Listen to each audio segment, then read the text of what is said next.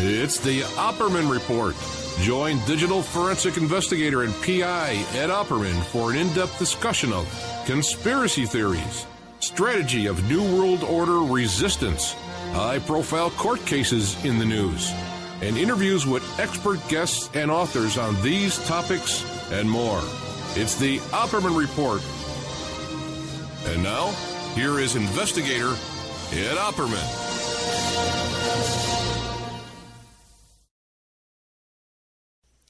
Okay, welcome to the Opperman Report.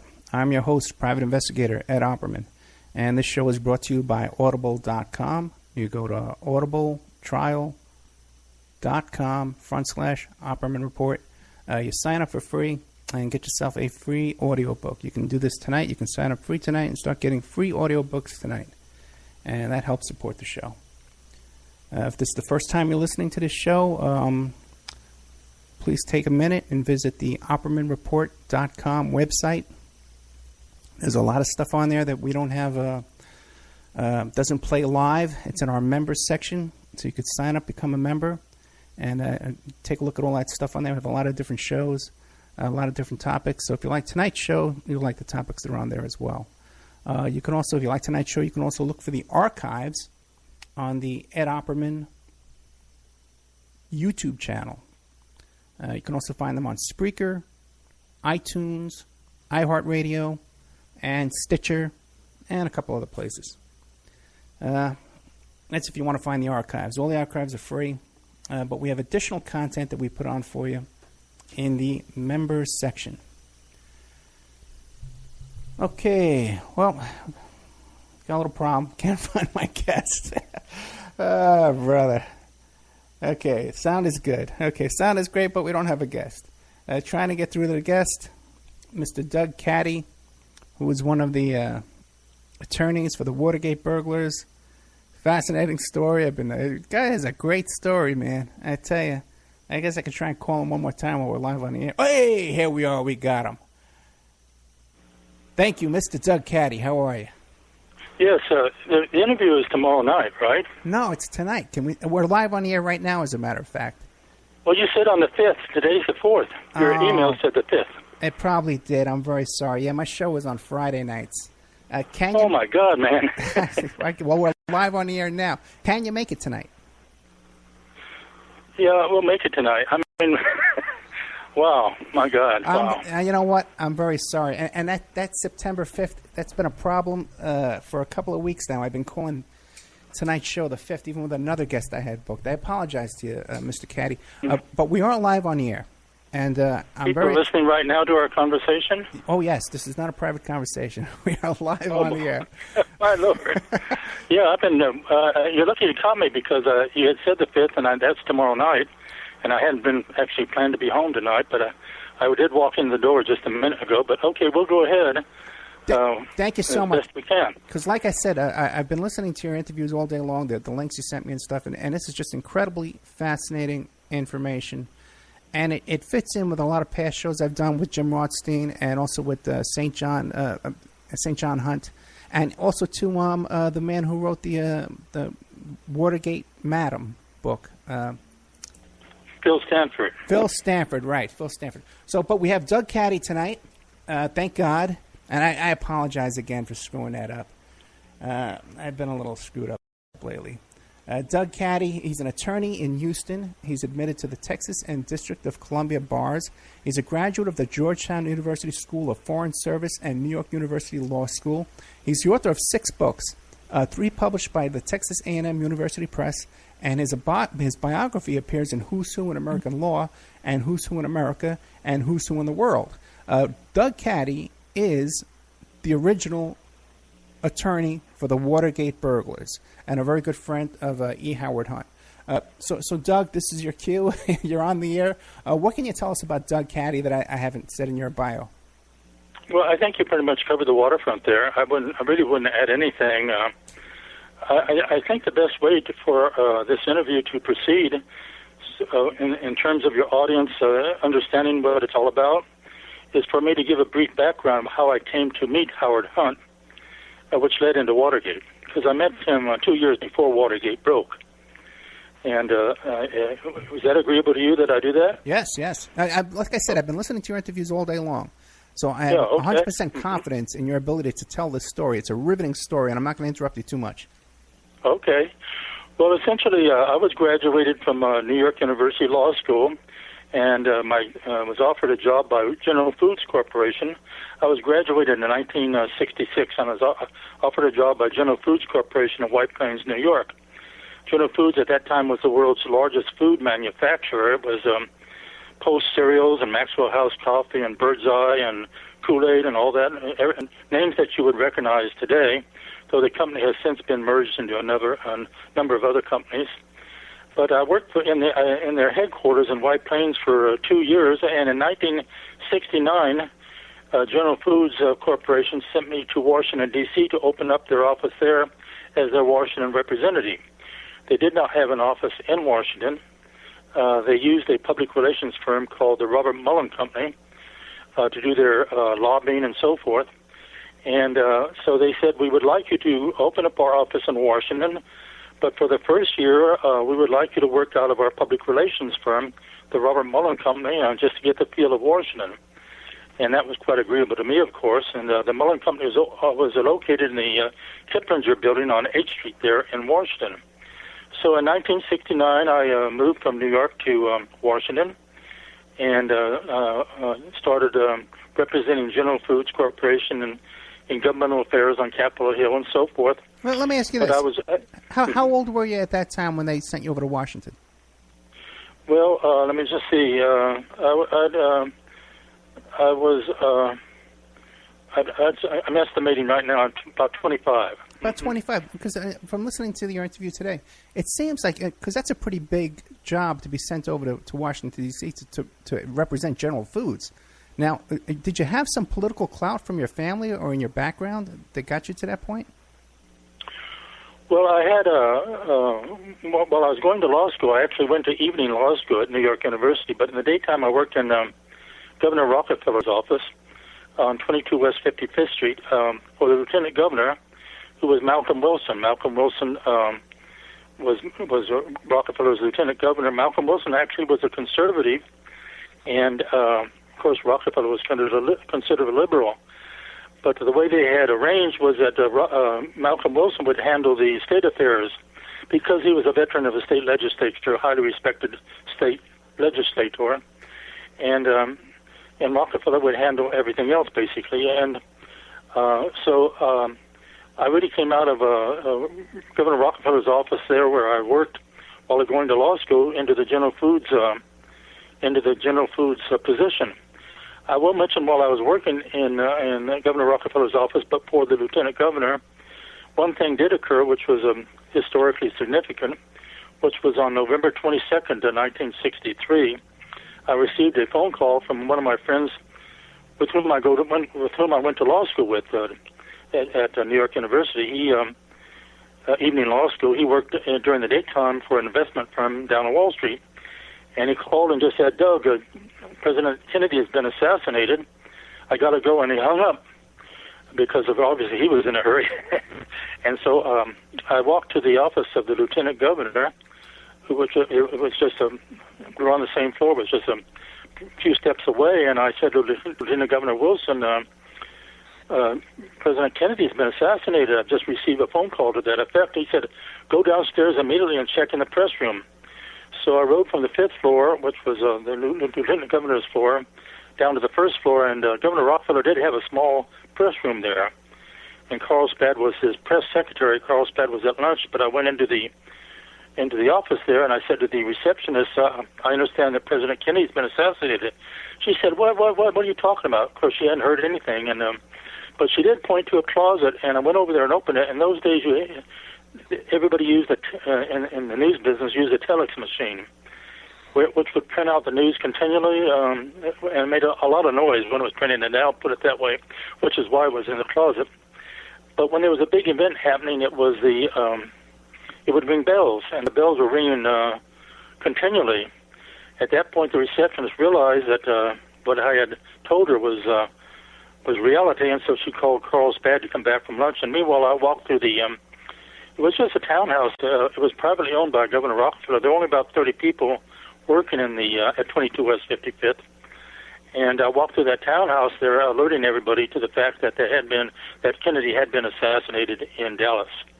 And actually, that was the first time that the Rockefeller Inner Sanctum received the news of the assassination. They were all completely shocked at when I told them what had transpired.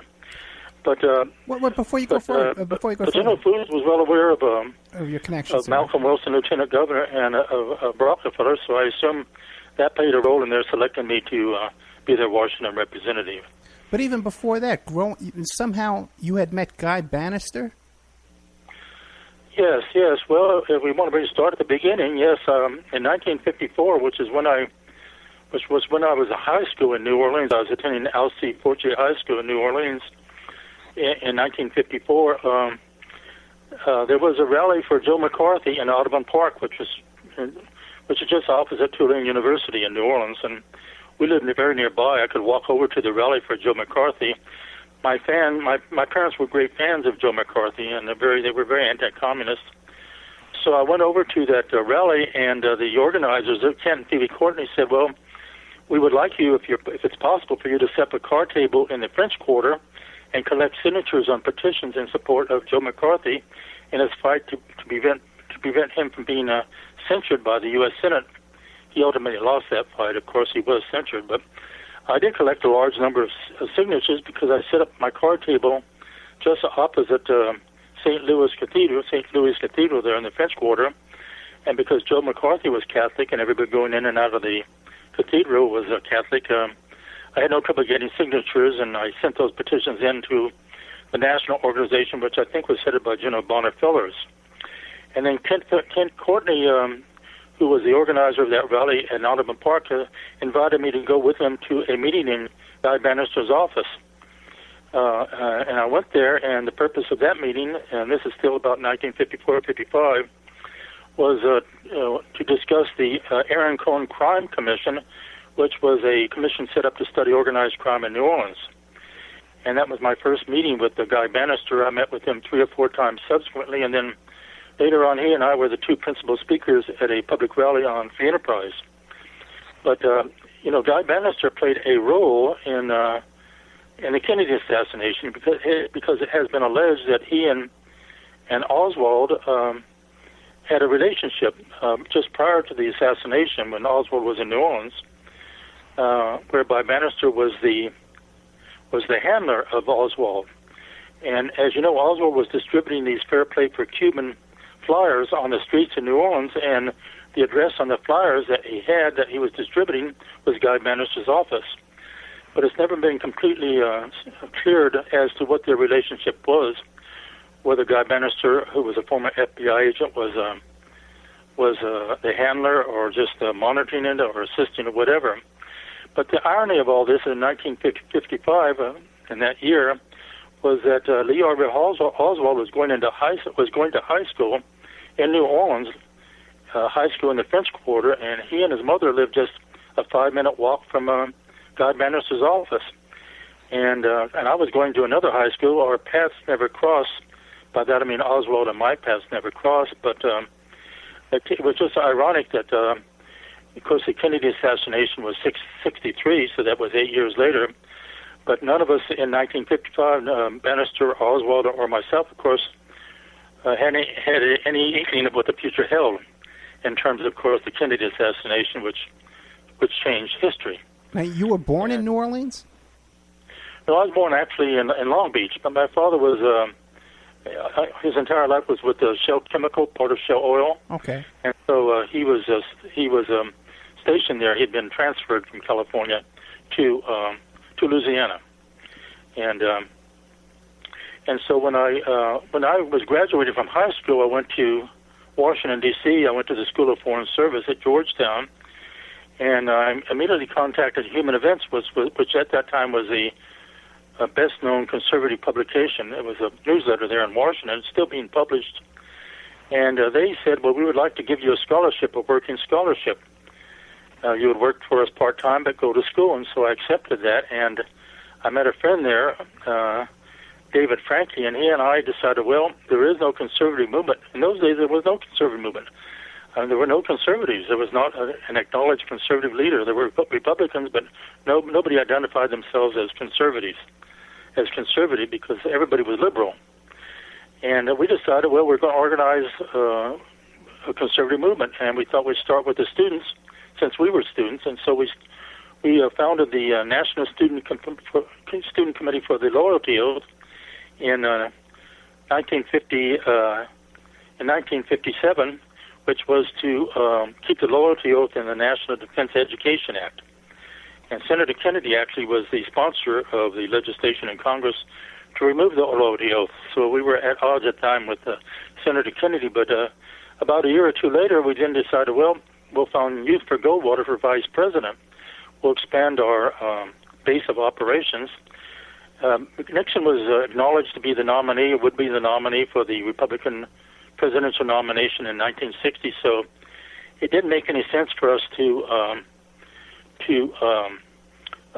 promote Goldwater at that time as a presidential candidate. So we formed National Committee for Student Committee for it was called Youth for Goldwater for Vice President, and which brought us into contact with about 100 students around the country who consider themselves conservative or Goldwater supporters and so forth. So we had a nucleus right there of about 100 committed people. And when I was graduated, I went to work in New York City. I was graduated from Georgetown in 1960. I went to work in New York City for Marvin Lehman Associates, and Marvin Lehman was a public relations impresario, you might say, and he had offices on Lexington Avenue there, and he had a number of conservative organizations that were sort of becoming conservative, you might say. Mainly his clients were anti-communist organizations. But one of his clients was Governor Charles Edison, who was chairman of the board of McGraw-Edison Company. And so Marvin Lehman said, I would like you to handle the McGraw-Edison account, which is headed by, whose chairman is Governor Edison. So Governor Edison lived in the towers of the Waldorf Astoria. And so I would meet with him while we developed our programs for public affairs programs for McGraw-Edison employees. And he lived in the towers of the Waldorf Astoria, as I mentioned, and his neighbors were General Douglas MacArthur and Herbert Hoover. Those were names of a bygone era, but when you think of MacArthur and Hoover and Edison was actually the son of Charles Edison. He was a former governor of New Jersey and former undersecretary of the Navy under President Roosevelt. And so these were all giants, you might say. Yeah.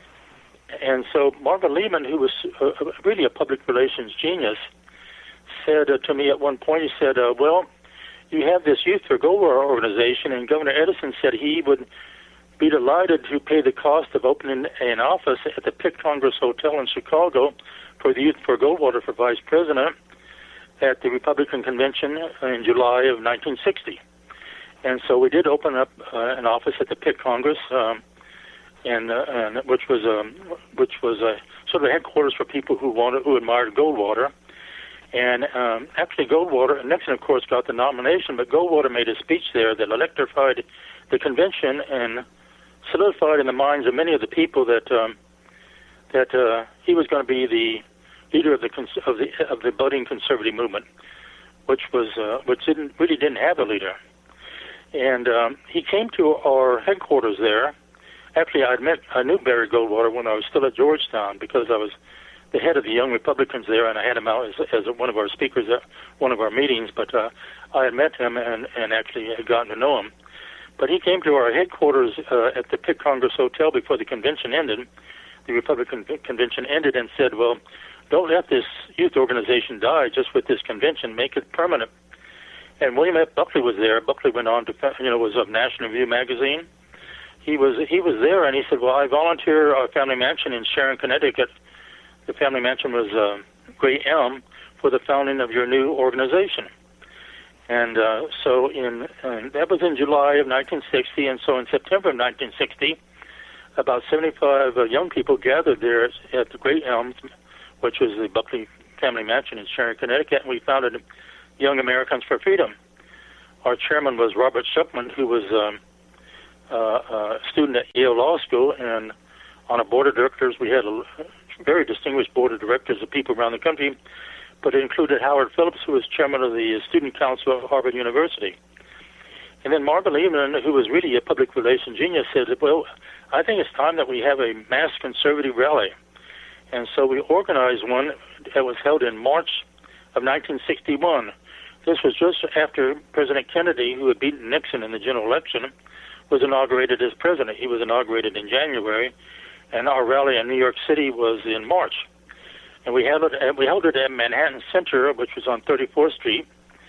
About 3,000 people the capacity was 3,000 people inside Manhattan Center, but we had 3,500 people on the outside who had come that didn't, they were unable to get tickets to get inside. So Barry Goldwater went out and spoke to them before he went on stage to speak to the gathering inside Manhattan Center. But the New York Times the next day had a front page article. They couldn't believe that out of nowhere, all these conservatives had gathered for this very successful conservative rally, and that was the beginning of the mass conservative movement.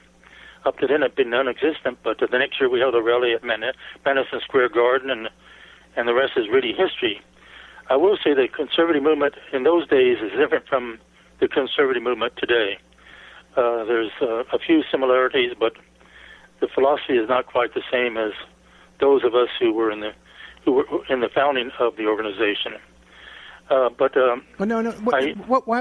would you describe the difference? Because from me growing up, I grew up with William. I'm 53 years old. I'm going to be 53 next week. And growing up watching William F. Buckley, this is a brilliant mind, you know. And now we have some people like Rush Limbaugh and Sean Hannity. This is really basic. What's the word I'm looking for? Is well, the differences, you might say, well, yeah. In those days, of course, communism was a great menace, and so much of the conservative activity in those days centered around fighting communism.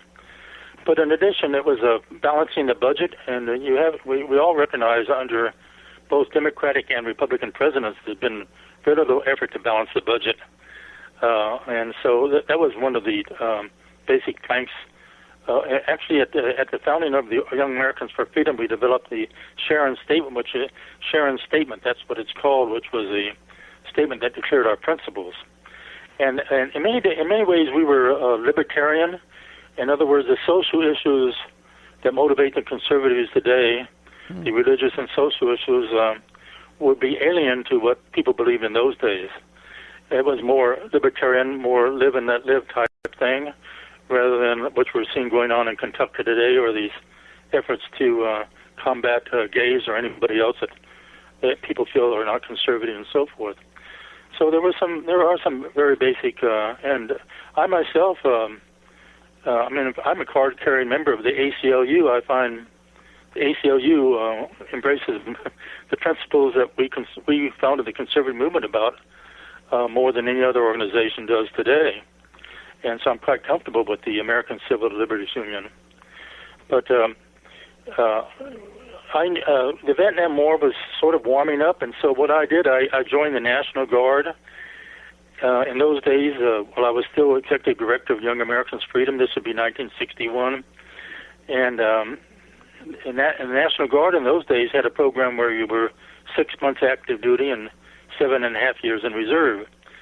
And so in June of 1961, I went off to Fort Jackson in South Carolina, which I enjoyed because South Carolina was such a beautiful state, and it was such a break from New York City, you might say. And then I did my 6 months active duty, and then came back to do the reserve work. And when I came back to New York, I decided, well, it's time. I would like to go to law school. That's when I entered New York University Law School in the evening division and started to work for the Lieutenant Governor Wilson. And so that sort of summarizes, I will just add one thing, that while I was going to law school and working for Governor Rockeford, I was living in the residence of Alice Widener, who was a prominent conservative writer. She wrote she had her own newsletter called USA. Actually, USA Today purchased USA from her so they could use it in their title of their organization, of their entity. And she had a USA newsletter, and she wrote for Barron's Financial Weekly.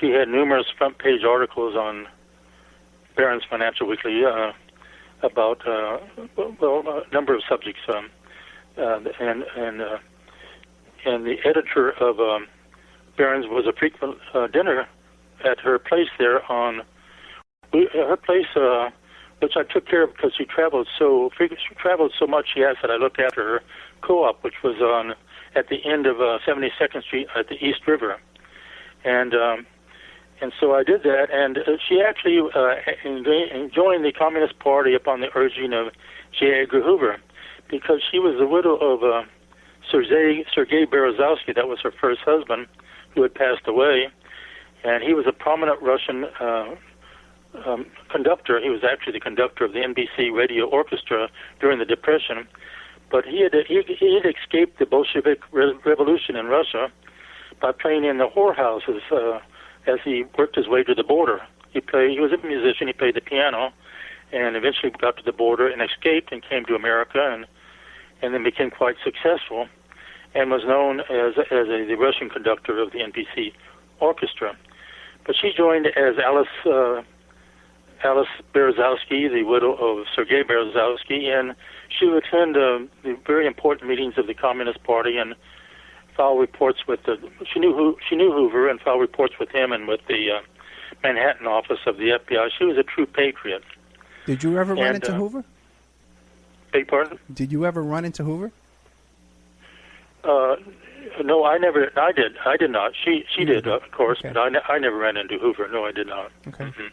She would have conversations. She would visit him on occasion in Washington, but primarily they just talked on the phone when she had something she felt he should know, based on what she had uncovered in her capacity as Alice Berezovsky, the widow of Sergei Berezovsky, attending these meetings. She was a very brilliant woman, and her writings. She was a very able writer. But that sort of gives the background of why General Foods chose me as their Washington representative. One reason they felt they had to have a representative in Washington was in those days there was a artificial sweetener called cyclamates, and it had been banned by the FDA. And General Foods and a number of food companies were using cyclamates in their products, and suddenly they could no longer use them. And so they felt they had no warning of advance warning that cyclamates were going to be banned. The FDA just did this overnight, you might say, without any warning. And so they felt it was time for them to have someone in Washington representing them in addition to the Mullen Company. And so I went to work for the General Foods Corporation. I was operating out of the Mullen Company. This would be 1969. And about 2 or 3 months after I started working there, Howard Hunt joined the staff of the Mullen Company. I was always a General Foods employee, but he was became an employee of the Mullen Company. And he was placed there by Richard Helms, who was the director of the CIA. Howard Hunt was a long-time CIA agent. In fact, he had been one of the first agents employed when the CIA was created. Prior to that, he had been in the OSS during World War II, and then when the CIA was created in the latter part of the 40s, he became one of the original employees of the CIA, and he was on a first-name basis with all the leadership of the CIA, and that's why Richard Helms placed him there in the Mullen Company, because at that time he thought he wanted to retire. But with CIA agents, you never know whether they retire or they're still working in unofficial capacity or whatever. But anyway, what was his day-to-day? I started talking. I'm sorry, Doug. What was his day-to-day duties at the Mullen Company? What did he do? Well, he was in charge of 2 accounts. One of them was with the a government agency that dealt with education. They changed their names. These cabinet entities changed their names. I'm trying to think what the name was in those days, but it dealt with education, and the Mullen Company had a government contract to do certain things for that government entity. And he had another account that he was working on. In other words, I will say this, jumping ahead with the story, it didn't come out I did not become aware until Senator Howard Baker issued a minority report to the Senate Watergate Committee. This would be in 1974, in which he disclosed that the Mullen Company was a CIA fund and had been incorporated by the CIA in 1959. General Foods did not inform me of this. I had no inkling. But Howard Hunt, of course, knew this. It was a CIA entity. And it had offices all around the world, but in its headquarters office there were only 6 people, 2 of whom were Howard Hunt and myself. Hunt being an employee of the Mullen Company, and I being the General Foods representative. And so it was really another account that the Mullen Company had was the Mormon Church. In fact, Robert Mullen wrote an official history of the Mormon, though he was not a Mormon. He was a Christian Scientist, but he wrote a history of the Mormon Church. I've always felt that the Mormon Church in those days had a very close relationship with the CIA, and perhaps some of these missionaries that went abroad were not only there to recruit for the Mormon Church, but also to find out if there were any communist activity going on in those days. But I started talking with Howard Hunt shortly after he joined the staff at the Mullen Company, and he said, well, he disclosed, he just happened to mention that William F. Buckley was the godfather to his 4 children. And as I mentioned earlier in this conversation here we're having right now, that I had known Buckley even back up in my days at Georgetown. And so we had this rapport immediately. And then he went on to disclose to me that William F. Buckley had actually been a CIA agent under Hunt in Mexico City for 2 years after Buckley was graduated from Yale University. So Hunt confessed to you right away that he was CIA? I beg your pardon? Hunt came right out to you almost immediately and confessed to you that he was CIA. Oh, yes. Yeah, there's no doubt about that. Mm-hmm. Oh, well, yeah. Let's stop right there. I have to take a commercial break. Okay, it's a 3-minute and 50-second break, but if we talk during the break, the audience will hear us talking. Just give you a little warning there. Okay. Okay, fine. So we don't give up any CIA secrets. We are here with Douglas Caddy, one of the original attorneys for the Watergate burglars. We're going to be talking about the JFK assassination, the Watergate trial, everything about Watergate, and even more. He has some really amazing stuff at the end of the story. Doug, do you want me to promote this book, Watergate Exposed? Well, that's one of the books that is part of the story of Watergate, a very good book. Mm-hmm. Okay, Watergate Exposed, How the President of the United States and the Watergate Burglars were set up, and told to Douglas Caddy, original attorney for the Watergate 7, and there's a link to that book on my blog, the Oppenheimer Report blog. Doug, after the show, give me the rest of the links, and we'll put up all the links to all your books. But we'll be right back after these messages with more with Douglas Caddy. Fascinating story.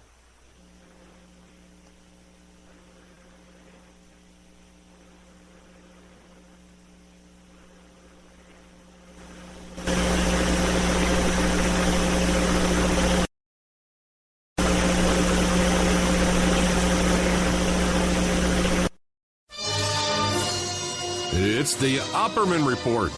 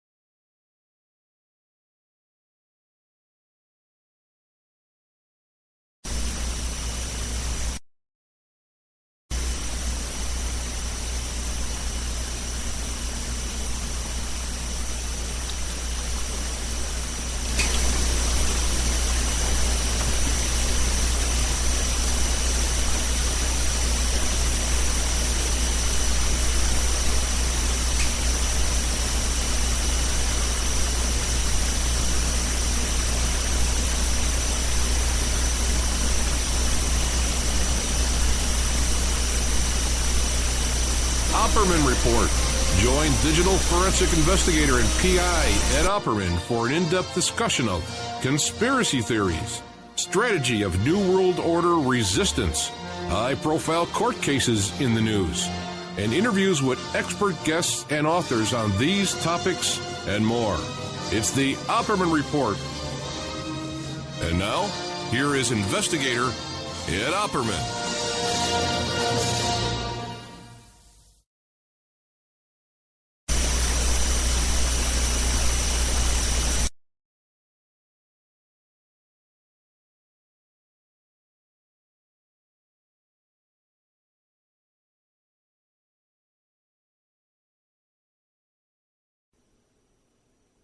And now, a word from our sponsors.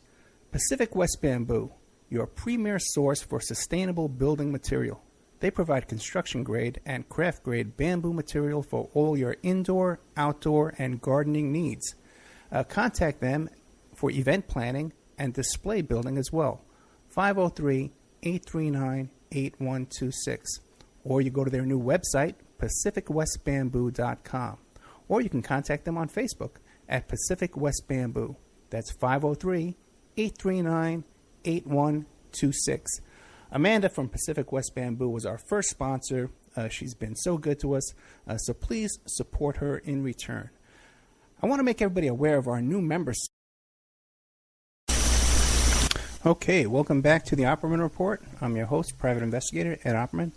Tonight we have with us attorney Douglas Caddy. He was the original attorney for the Watergate 7. He has all kinds of startling information about the JFK assassination, and even more after that. We're right in the middle of his story about how we met E. Howard Hunt. Now, let me ask you a quick question, though, because obviously at this time, even today, but at this time, you were a brilliant young guy, okay, politically savvy. They were being sent to Washington, D.C. to be a lobbyist.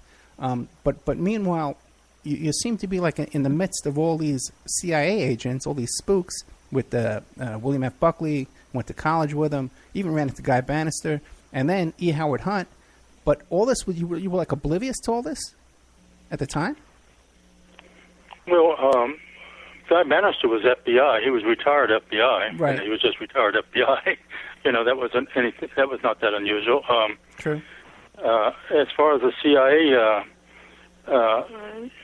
until Howard Hunt told me that William F. Buckley had been a CIA agent underneath him in Mexico City, I was unaware of that. In fact, none of us in Young Americans for Freedom were aware of any of that. It came as when I told my colleagues later on in Young Americans for Freedom that he had been a CIA agent. It came as a shock to them. But he was a CIA agent for 2 years in Mexico City under Hunt, and then he left and went back to I assume his family home there in Connecticut, and wrote God Up Man and Yell, which was a national bestseller that established William F. Buckley as a leading conservative intellectual in the country. Right. His book was absolutely brilliant. But no, there was no reason.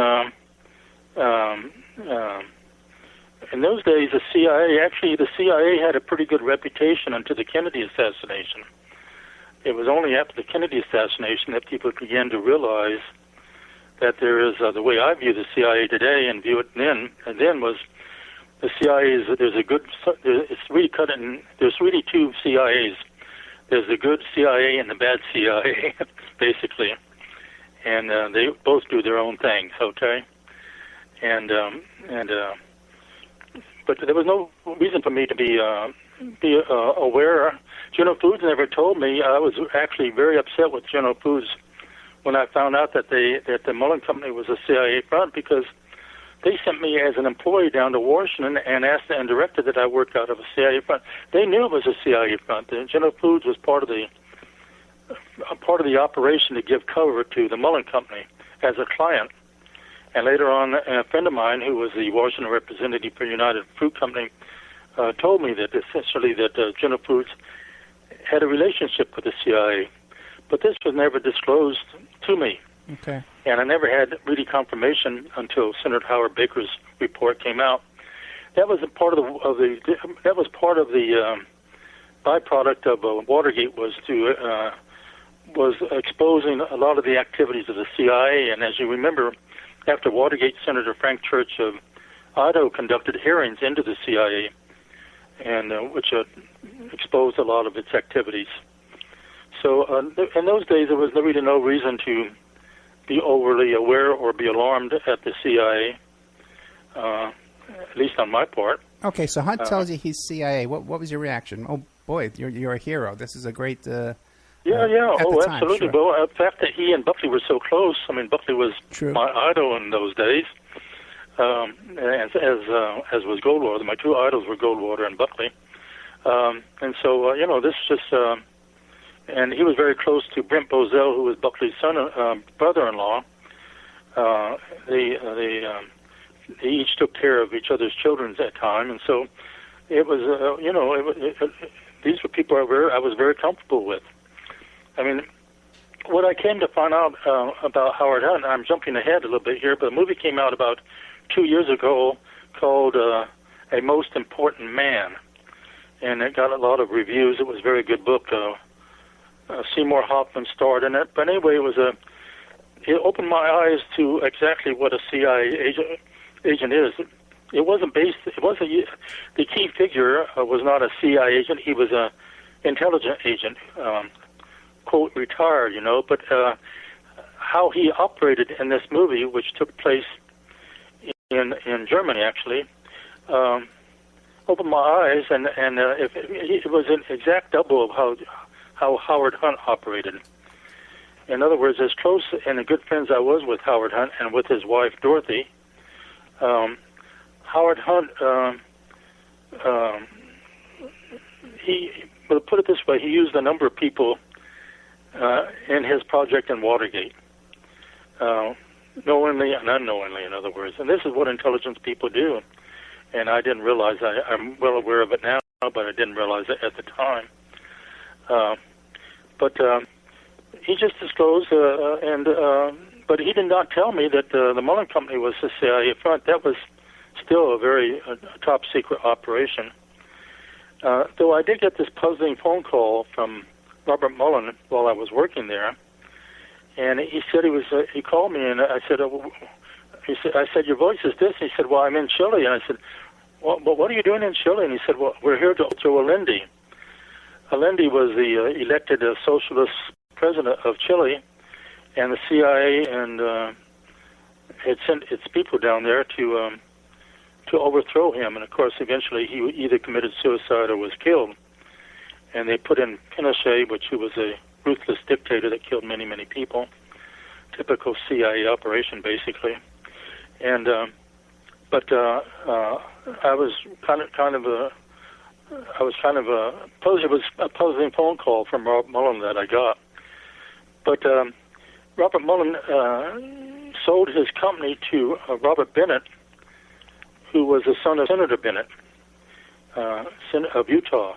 Both Bennett and his son were Mormons, and of course, Mullen had written the history of the Mormon Church, and the Mormon Church was a client of the Mullen Company, client in quotes, you might say. And so when that happened, which was in about 1970, late 1970, I left General Foods employee and went with a law firm in Washington, Gaulding, Pollock, and Cullen as an attorney. And Howard Hunt stayed with the Mullen Company. He became a vice president of it. And then Howard Hunt, he became my first client, actually, at the law firm, because he had a lot of non-CIA issues. He had a will to be drawn. He was a writer. He had a number of books that were in the works he wanted me to represent in dealing with the publishers on and so forth. And so it became my first client. And then he called me up one day and asked if I would write a letter of a recommendation for him to join the White House staff. It turned out that Chuck Colson and Howard Hunt were graduates of Brown University. They were close alumni friends. And Chuck Colson wanted Hunt to come on the staff of the White House as a part-time employee. He would still be part with the Mullen Company. And so I wrote a letter of recommendation for Hunt to become a staff member of the White House. This would be late 1970. And then we were always very close friends. I knew Dorothy very well, his wife. They had met. 1 second. Do you know who else wrote letters for him that enabled him to? Do you know? No, I don't. Oh, no, you don't. Okay, go ahead then. I'm sorry.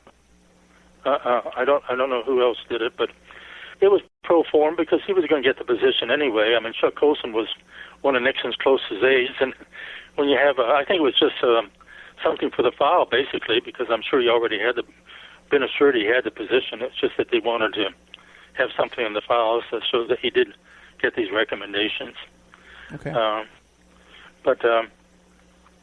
So we were very, very close. I mean, I had lunch many times with Howard Hunt, and I will say, invariably when we had lunch, it always came back to the Bay of Pigs invasion. You know, the Bay of Pigs took place in 1961, and it was a complete debacle or disaster, you might say. And the Cuban Americans blamed Kennedy, and actually, I think it was the CIA who set up Kennedy to take a fall over the Bay of Pigs debacle.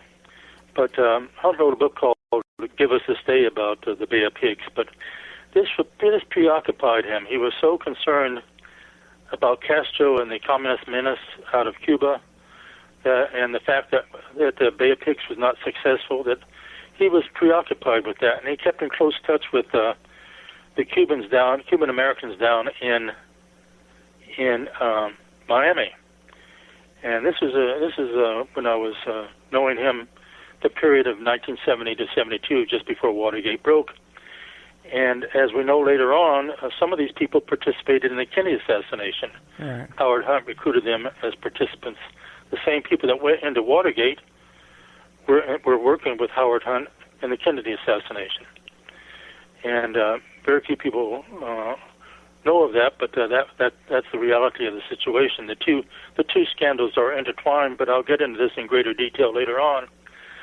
But about April of 1972, early April of 1972, and of course Watergate broke in June of 72, Howard Hunt called me up and said, "I'd like you to join me and Lawrence Houston, who was the general counsel of the CIA, for drinks on the Maryland side of the border at a restaurant." The CIA is in Virginia, and he wanted me to join them at a restaurant on the Maryland side of the Potomac River. And he did not disclose to me what the meeting was about. But when I got there, I was offered a job with the CIA. Came out as a surprise, and Lawrence Houston, the general counsel, said, if you did accept this position, we would want you to go to Nicaragua and open a luxurious hotel there, and we would lure the Sandinistas, who were considered communists in those days, Sandinistas leaders to the hotel and videotape them and entrap them and get the goods on them, so to speak. Typical spy operation. And so this came as a surprise to me, and I said, I have to think about this. But in my own mind, it was something I really didn't want to do. I mean, it was just something too foreign for me, to be honest. For me to undertake would be a gigantic task, and leading a double life like that, being down there and trying to pull this off, I'm not sure I could have done it adequately, to be honest. But so I said I would think about it. But about a week after that, John Kilcullen, who was a partner of the law firm where I worked, called me into his office and said that he'd just gotten a call from his close friend George Webster, who was chairman of the Lawyers Committee for the re-election of the president, that's being Nixon, and they wanted a volunteer lawyer and from the firm, and I was being volunteered to work for the Lawyers Committee for the re-election of the president. And John Kilcullen said, well, you're being volunteered, and call George Webster and get your assignment. So I called George Webster. This is in April 1972, and he said, report to John Dean in the White House. John Dean was the counsel to the president in the White House. And so his diary shows that I reported to him, as did George Webster, on April 25th. That's 2 months before Watergate broke. And I was given the ordinary campaign legal work to do. I went to Capitol Hill to get the list of contributors to Democratic candidates. And after my last assignment, which was on Friday before Watergate broke, was to go to Jack Anderson's office. He had written a column about Muskie, and they wanted to know more information. They, being the Nixon people, wanted to know more information that might not have been included in that column. So I went to Anderson's office, and of course they were about ready just to give it to someone who walked in the door. They said, well, I did not speak to Anderson. I spoke to his associates. They said, we'll get back to you on that.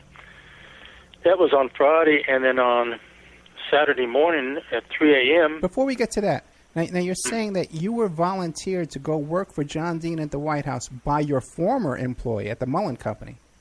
No, by my law firm. Oh, okay. I apologize then. Okay, I missed. Yeah, because the lawyers, they wanted a lawyer, and then they called the law firm. George Webster knew John Kilcullen. They were both strong Republicans, and so he knew John Kilcullen.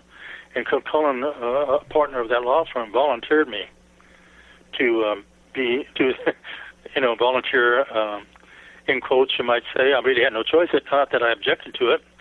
I was delighted to do it, but that's how I got associated in that capacity. It didn't pay anything. It was strictly volunteer work.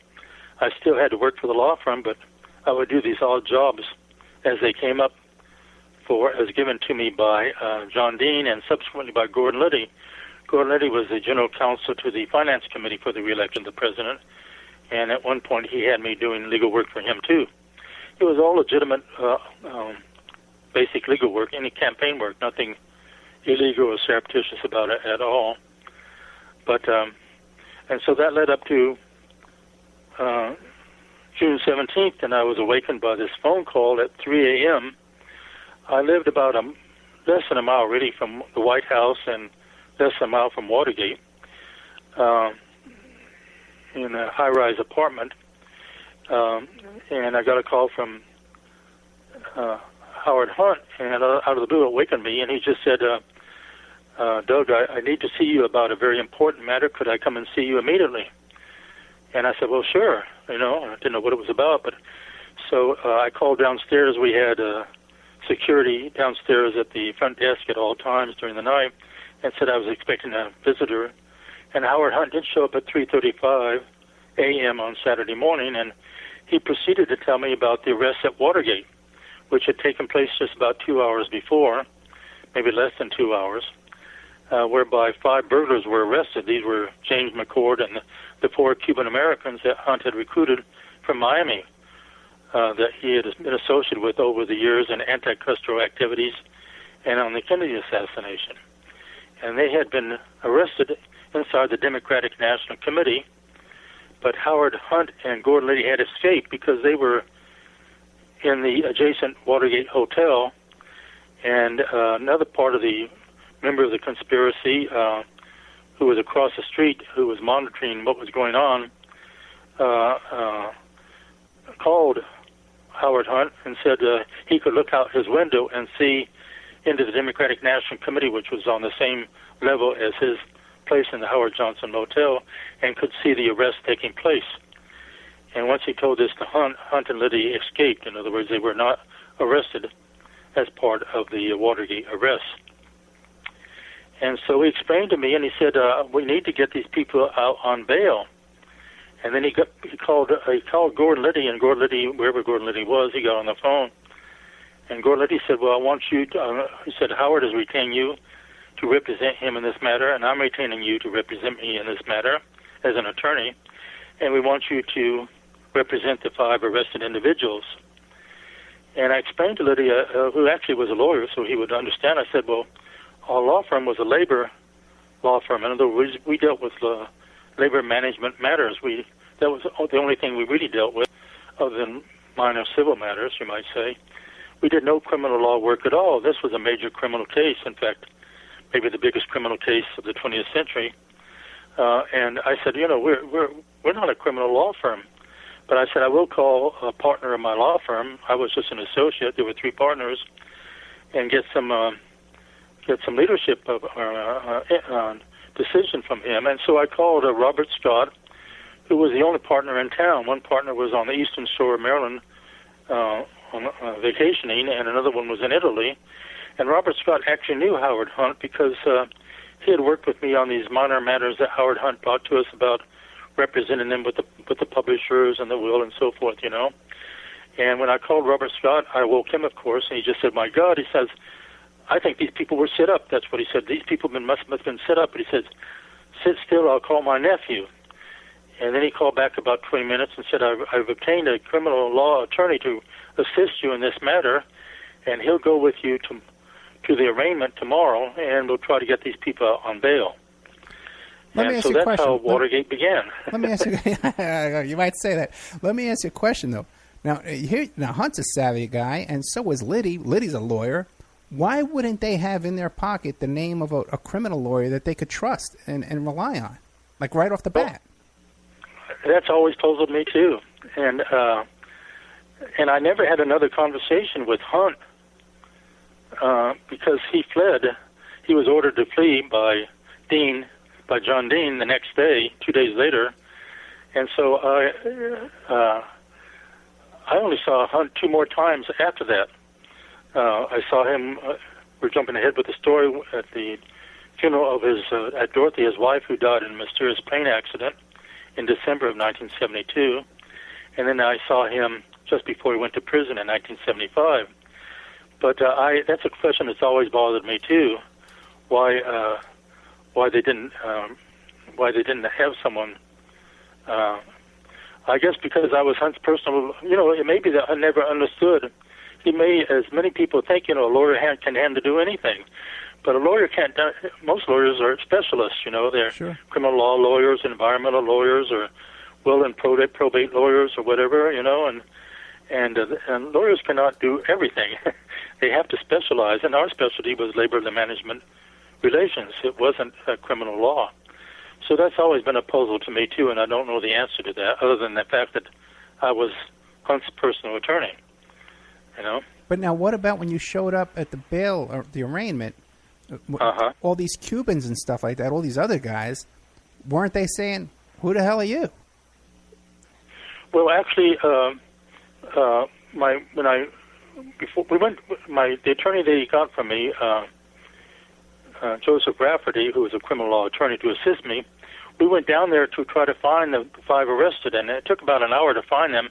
They were at a substation near the White House, a police substation, and so we had a conversation with them and explained that we were representing them, and with their permission. So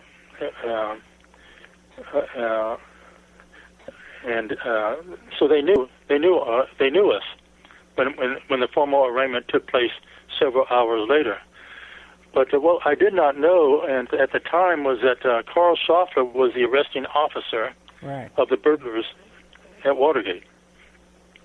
And Carl Schaffler plays a key role on this. In fact, he plays a key role in Watergate, and it was never explored. That's actually the biggest story of Watergate, was never explored, because Carl Schaffler was a military intelligence agent who was assigned to the Washington, D.C. police to follow the radical left. There was a radical left in those days, the Weather Underground and so forth. And he had prior knowledge of the break-in. One of his confidential informants, Robert Merritt, who has his story there in Watergate Exposed, had informed him about, he had gotten knowledge through his own sources of the planned break-in on June 17th.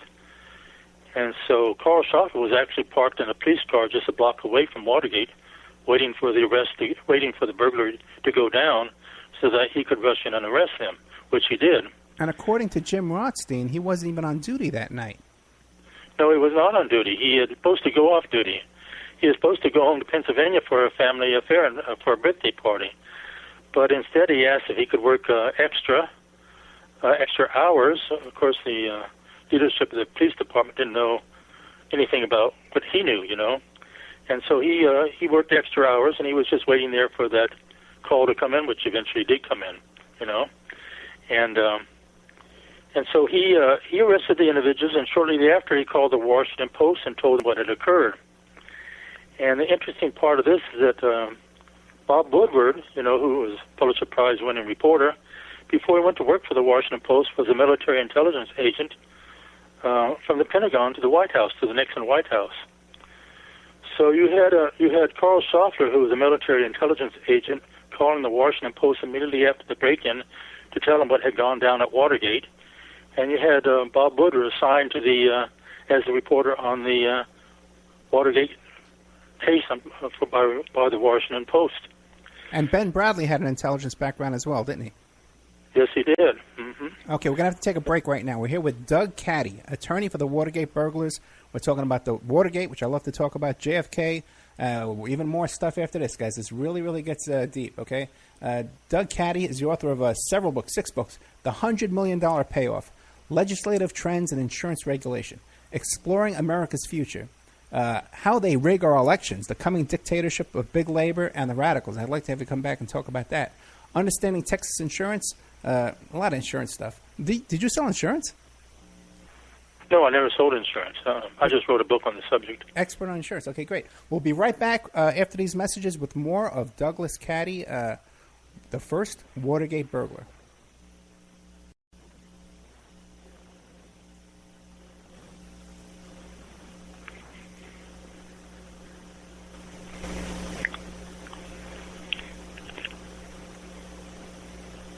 And now a word from our sponsors. Pacific West Bamboo, your premier source for sustainable building material. They provide construction-grade and craft-grade bamboo material for all your indoor, outdoor, and gardening needs. Now contact them for event planning and display building as well. 503-839-8126. Or you go to their new website, pacificwestbamboo.com. Or you can contact them on Facebook at Pacific West Bamboo. That's 503-839-8126. Amanda from Pacific West Bamboo was our first sponsor. She's been so good to us, so please support her in return. I want to make everybody aware of our new members section at www.oppermanreport.com. You can go there and sign up for a monthly or a week or yearly subscription. You can even purchase episodes one by one. You get full access to brand new original content, new guests, new uncensored interviews, my own investigations and reports, and we're going to be adding sections with documents, images, police reports either provided by myself or by my guests or for my own investigations, my own reports. So you can go to oppermanreport.com and you can sign up there tonight and start listening tonight. Strawman. I want to mention Strawman. Strawman is a band out of Toronto, Canada. They're good friends of the Opperman Report. They're a trio of guys who share the same mindset most of us here do, and they put that energy into their words and music. So check them out at strawmanmusic.com and drop them a line to let them know that they're doing the Opperman Report. We'll be doing an interview with Sean Douglas.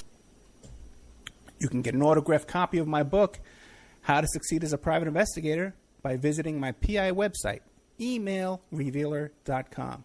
We also offer a computer and cell phone forensics. We can recover deleted text messages to uncover infidelity. We offer asset searches, locates, email tracing, background reports, and we can even trace your spouse's email address back to internet dating websites and catch them cheating online. You can reach us at 800-572-9762, or you can email me at emailrevealer@aol.com. New World Mexican Women. Everyone loves New World Mexican Women. And their line of fine, handcrafted, authentic Mexican jewelry of stone mosaic and abalone stone inlay. In their first book, titled New World Mexican Women, available on lulu.com, they teach you how to make this jewelry, and they have a collection of love letters to their men from their hometown that have immigrated to the United States to find work. They have also published a new book entitled Azuquina to the Rodeo. It's about a young girl that falls in love with a rodeo bull rider, and she runs away with him without telling her family. You can find the New World Mexican Women by Googling New World Mexican Women. And you can ask them about their deals on wholesaling their fine jewelry and all of the other projects that they have going on.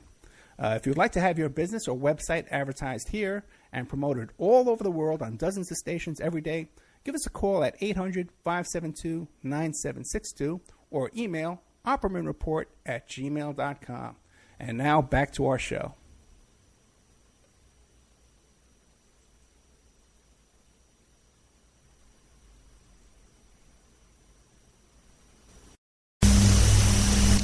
Welcome back to the Opperman Report. I'm your host, Private Investigator Ed Opperman. We're here tonight with Douglas Caddy, the original attorney for the Watergate 7, information about the JFK assassination, and much more. So Ben Bradley, what intelligence branch was he with? I know he was very active in Europe, but I have to go back and do some research as to exact agency he was associated with. So many of the people were associated with the AID. He may have been associated with that organization, but Bradley did have an intelligence background.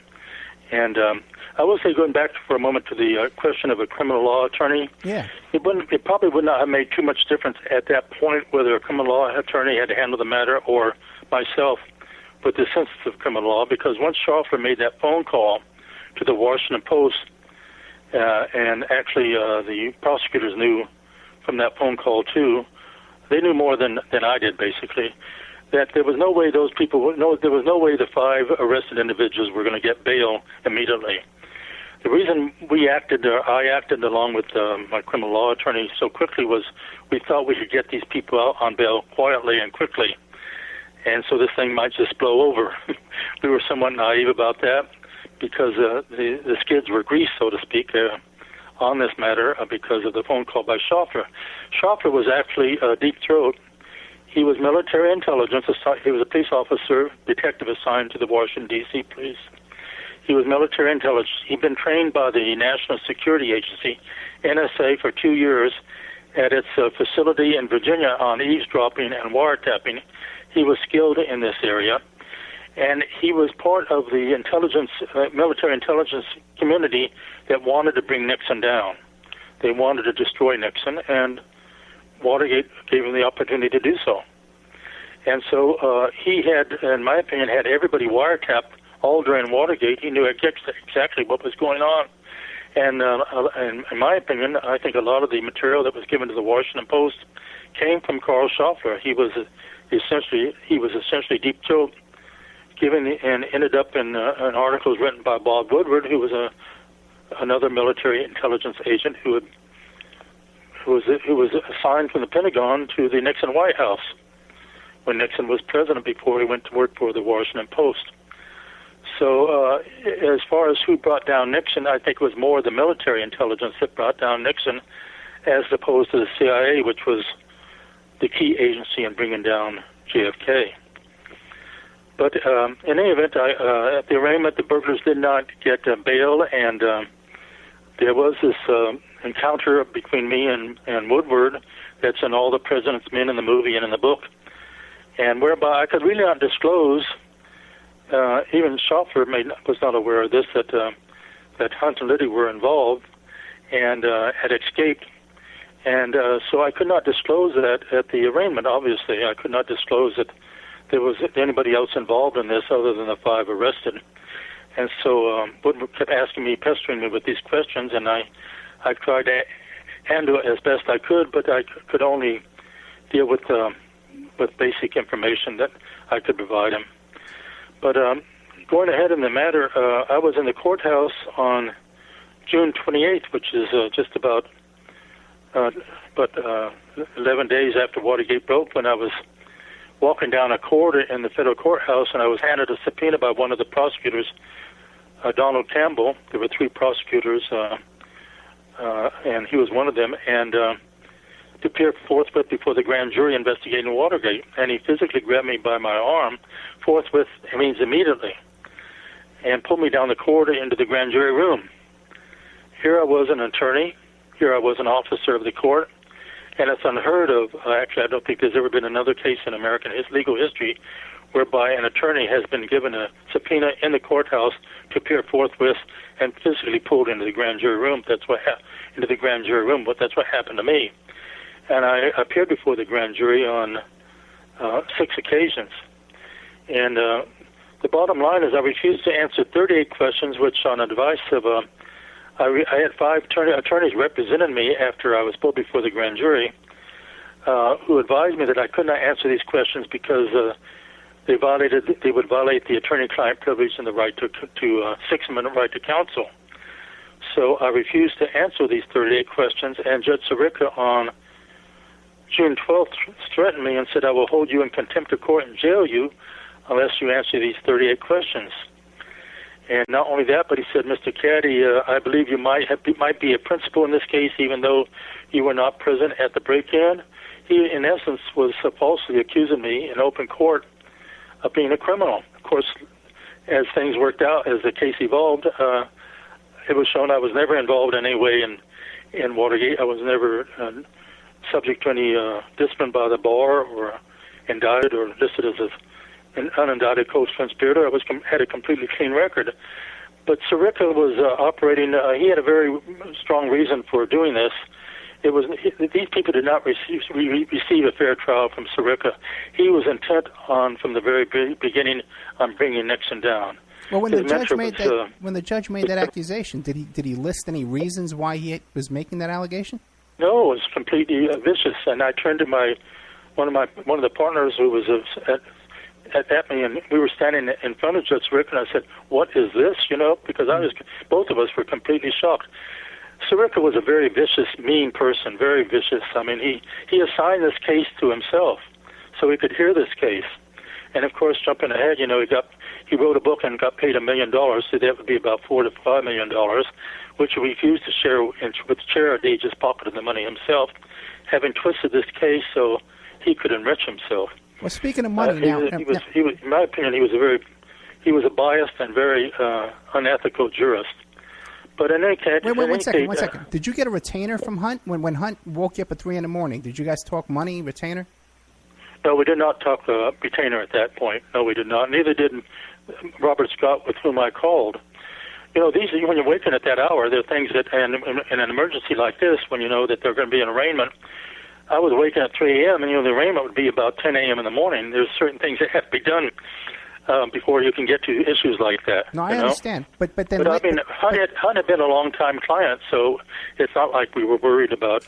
That was not an issue, That was not an issue. But as we if it get had been down a stranger, the road, of course, it would be different. But right. He was already a client of the law firm. But as we get down the road now, you're saying that you have to hire 5 lawyers because now you're appearing before the grand jury. Who's funding that? No, the lawyers were 3 of the lawyers were. They came out. 2 of the lawyers came out of the law firm, and 3 others were associated with those that came out of the law firm. They were all delighted to participate. They knew this was a historic case, and this was not. For one thing, Hunt was unavailable, so there was no way to get it. He had fled. He had fled to California for several weeks, and so there was no way to have a conversation with him anyway. We just had to proceed with what we were faced with, basically, Okay. But you have to realize these were, this was a matter of an emergency, you might say, and actually talking about fees was the furthest thing from our mind. What was on mind was that our country not go through what it eventually went through. Hunt only gave me some very basic information when he came to me that morning on June 17th. He was only in my apartment for about an hour and a half, but even I realized how serious this could be, and I was afraid it would go the way it went. I was afraid it could bring Nixon down eventually. Now, did Hunt think it was set up too? So money was not something that, right, a retainer was not an issue. But did Hunt think it was a setup as well? Did he think what now? Did he think it was a setup? Well, I don't know. I think he was, based on nothing he said in our conversation that morning indicated that he thought it was a setup. Of course, we had just a very brief conversation. Now, what about the burglars? The burglars were savvy guys. These were guys involved in the Bay of Pigs. These were guys that have been around. Sturgis and these guys. When they were picked up by this guy, Carl Schaffer, his name was? Carl Schaffer, yeah. Carl Schaffer. Well, I don't know how they felt. We had a very brief conversation with him at that police substation, and then, after I was pulled before the grand jury on June 28th, which was 11 days after the case, I had to withdraw in representing Hunt, because once the lawyer is a witness before the grand jury, or witness in a case, sure, he can no longer represent the client, and so Hunt was on his own to get his own client, and so were the burglars. They eventually got their own lawyers. That's the way they. Do you think that was a tactic? Do you think that was a tactic to get you off the case, to pull you in front of the grand jury? Well, I don't know what the motivation was. one never knows what is in the mind of another individual. You can never say, I know what you're thinking. That you cannot say that because you really know what is in. So I don't know what's in the minds of the prosecutors or Judge Sirica. All I can go is judge them by their actions. The prosecutors in open court said I was obstructing justice by not answering these 38 questions. My 5 attorneys said that these were basic to the attorney-client privilege, to the constitutional rights of these individuals, and I should not answer them. But Judge Sirica did hold me in contempt. I was jailed for about 5 hours, and the Court of Appeals released me pending a hearing on the case on my being held in contempt, and they ruled on July 18th, a little over a month after Watergate, that I should answer these 38 questions. And so I went on before the grand jury on July 19th and answered the 38 questions. And the belief on my part and my 5 attorneys was I had been so aggrieved and has had my clients by what had been done to me and the violation of the attorney-client privilege and the 6-month right to counsel and the false accusations by the prosecutor and the judge, that if the people were convicted at trial, the trial would be overturned because of what they had done to me as the attorney. And later on, jumping ahead to the December, just before Dorothy Hunt died, the prosecutors were very worried about this too. They know they had screwed up their case. They thought they were going to lose their case based on what they had done to me. They had gone off on this, I don't know what was in their mind, but on this very vicious tactic that they used. And the only thing that saved them was that Dorothy Hunt was killed in this plane accident in December in Chicago, and Howard Hunt was a broken man as a result. He had 4 children he had to support, and he no longer had a wife out there to take care of them, and he was facing prison, and so he decided to plead guilty. Before we get to that, the 38 questions, can you give us an idea of what those 38 questions were about?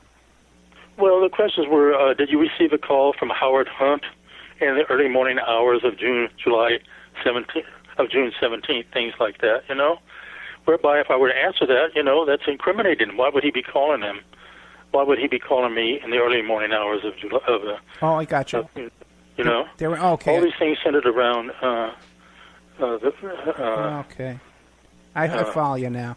Okay, now when we get to Howard Hunt's wife, she was a very good friend of yours as well. Now she was formerly CIA as well. I just have to mention this that. So I went in to answer the questions, okay? And at the same time, they're in the Oval Office tapes. There are these discussions between Nixon and Ehrlichman about me. This is in the Oval Office tapes on July 19th, and Ehrlichman has said, that fellow Caddy is going before the grand jury today, and he probably will answer the questions. He may or may not, but if he does answer the 38 questions, then that will bring continuity into the case openly. And Nixon says, well, that definitely will bring them into the openly. But Nixon says to Ehrlichman, is there any other way that we're involved in this? And Ehrlichman says, well, the only other way is that Hunt is representing the secretary to Chuck Colson in the divorce case. And Nixon said, well, that's not much of a worry. That doesn't affect us. But what Nixon did not know, because John Dean had not told him, what I had been working since April 25th under the direction of John Dean, who was just, down the hall from Nixon's Oval Office on Nixon campaign activities. Nixon and Dean never told Nixon that. And also that over the 4th of July weekend, early in July, I've been approached by phone by a mysterious phone caller who wanted me to pass hush money to the defendants. And so I got these mysterious phone calls, and I went to the managing partner of my law firm, Jerome Powell, and he said, we don't know who this guy is, and we don't know who he represents or what this is all about, but if he has anything legitimate to discuss, have him come to the law firm. He says, you cannot talk to him on the phone about this. You cannot meet with him outside the law firm. He has to come here. So I arranged for him to call me around July 4th, the holiday, for an answer. And because Jerome wanted a partner sitting next to me when I had that phone conversation with this guy, so there was a witness to the conversation. And this fellow did call, and I said, well, I don't know. See, what the fellow said to me is, we want you to pass hush money and to the defendants. And he said, we'll deliver you any amount. You tell us what the amount you want, and we'll deliver it in a laundry bag. in a laundry bag of all things, you know. It's a lot of money, yeah. A lot of money. I mean, the size of the laundry bag, I guess, you know. I'll take one. My laundry bag is rather large, you know. I don't know. But anyway, you know, this whole thing was kind of ludicrous. But anyway, as it worked out, I turned it down. I said, I don't know who you are, because we didn't know who this guy was. I'm turning you down. I don't want to talk with you. I don't know what you're talking about. I don't want to have any more conversation with you. This is it. And I'm hanging up. And at that point, this fellow went, oh, he was like he was strangling, you know, and then I hung up. But as it turned out, this was Anthony Lasowitz, a former NYPD, New York Police Department detective, who was operating on behalf of the White House. He'd worked with them for about a couple of years for John Dean and other people, and he was following the instructions of John Dean and Herbert Kalmbach, Nixon's personal attorney, and approaching me with to take the hush when he'd pass this to the defendants. And they later, and Lasowitz and Kalmbach later testified that I refused to do that. But see, Nixon didn't know this on July 19th. He did not know that I'd been working right down the hall, which would tie me right to the White House, down the hall from the Oval Office for John Dean in this volunteer capacity. And he didn't know that John Dean had arranged for me to be approached with the hush money. Had he known this, Nixon probably would have said, let Caddy tell what he knows to the grand jury about all this, including the hush money, because he really doesn't know who called him. And that would get Nixon and All-American Herdman off the hook and from Howard Hunt, who was pressing them with blackmail, you might say, in order to get money to take care of these individuals while they were waiting trial, and maybe if they went to prison, you know. Nixon could pass word to whoever, just say, well, tell Hunt, you know, that he should talk to Caddy, because Caddy's told the grand jury about the hush money calls that he received, you know. And that would have ended the whole thing. Instead of it went on to this elaborate cover-up, which went on for, you know, over a year, and went on to the seizure, to the obtaining of the Oval Office tapes and so forth. And all this could basically have been wrapped up had John Dean not withheld that information from Nixon. But the reason John Dean withheld the information from Nixon, and he did it for over a year, he never told Nixon most of the basic information, and he was the man in charge of the cover-up, so to speak, and Nixon and Ehrlichman and Haldeman trusted him, was that John Dean was part of the planning of the break-in at Watergate. And Maureen, his girlfriend, who became his wife 4 months after Watergate broke, was a close friend of the madam who ran a prostitution ring out of the Democratic National Committee. And that was one reason. There were three reasons the burglars went into the Democratic National Committee, but one of them was to get the books, get the names on the books of the clients of this prostitution ring. You can imagine what purposes they would use once they had those names. But so John Dean had his own personal agenda, which was separate from Nixon and the White House, to save himself. And when the whole thing fell apart, of course, he was the first person to run to the prosecutor and tell what he knew. And he only served 4 months. He really didn't serve 4 months. It was like a holiday for him, basically. While everybody else served years, you know. And so he is not a hero of Watergate.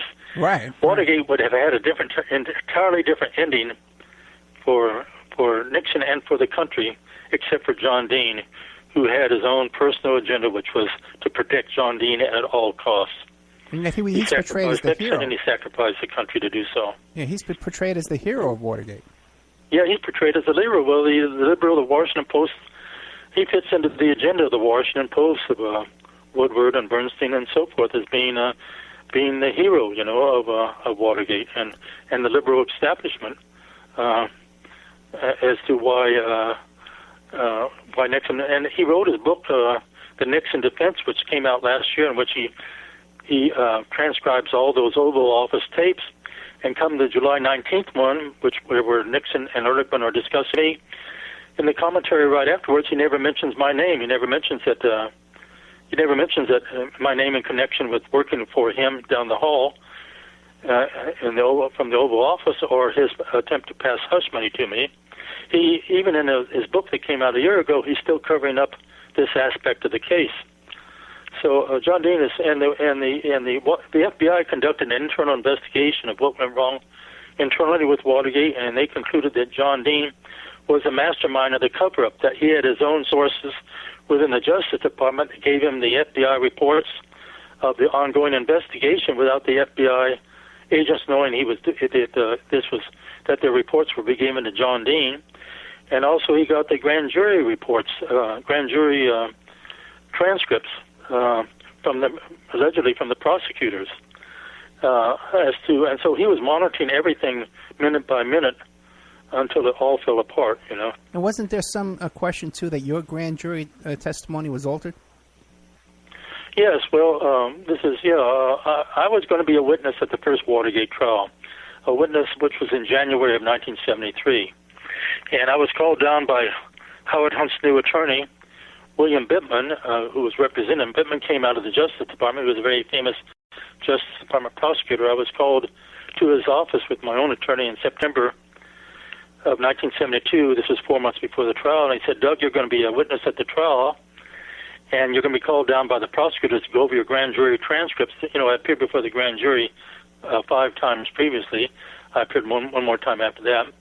And he said, when you go over your transcripts, he was afraid they were going to weaken the attorney-client privilege. They were going to alter the transcripts to weaken it because they knew that they had screwed up the case, basically, as what they had done to me. They knew they had messed up their case and they could lose it ultimately on appeal. So he felt they would alter my transcripts to benefit themselves. And I did go down there and I found one alteration in the final transcript of July 19th. And I went back.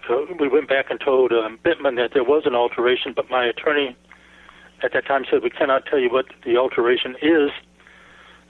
We cannot disclose what the grand jury transcript alteration is, but we can tell you there was an alteration. And so there was an alteration, but can you tell us what what happened? Of course, what happened was Dorothy was killed, and in that plane crash, a mysterious plane crash, which a lot of people, Chuck Colson said, "Oh, now they've killed Dorothy. Now these people have killed Dorothy."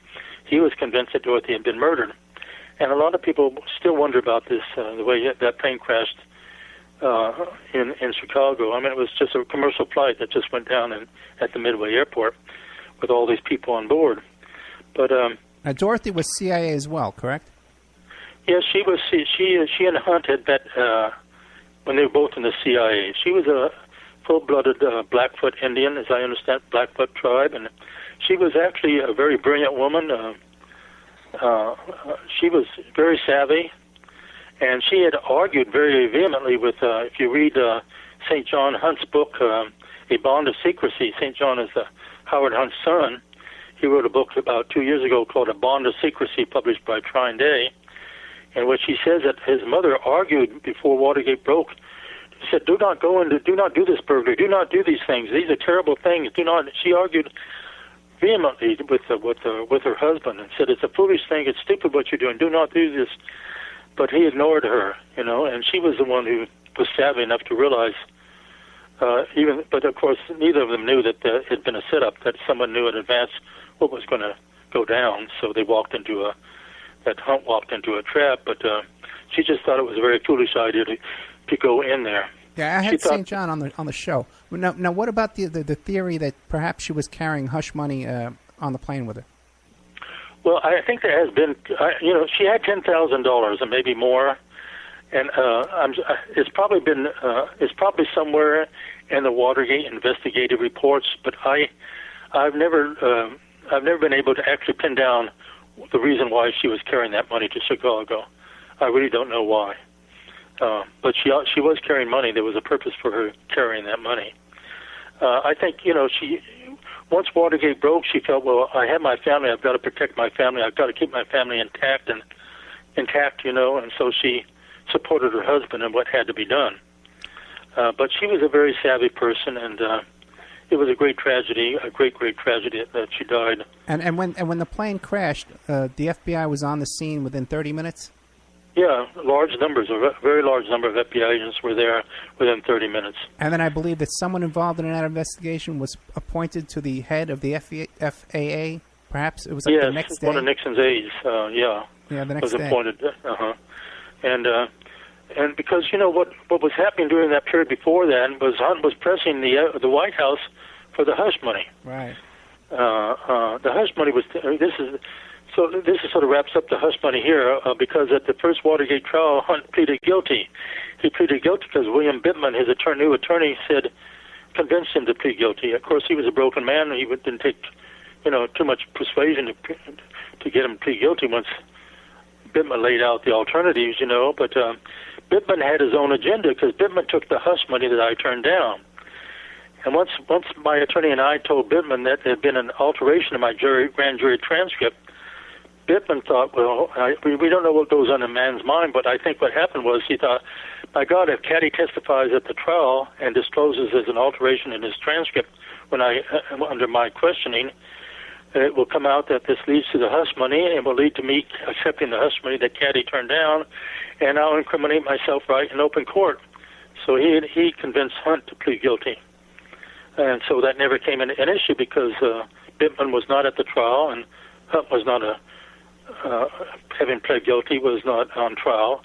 The only people and the Cuban Americans followed him. The only two people on trial in January were McCord and Liddy.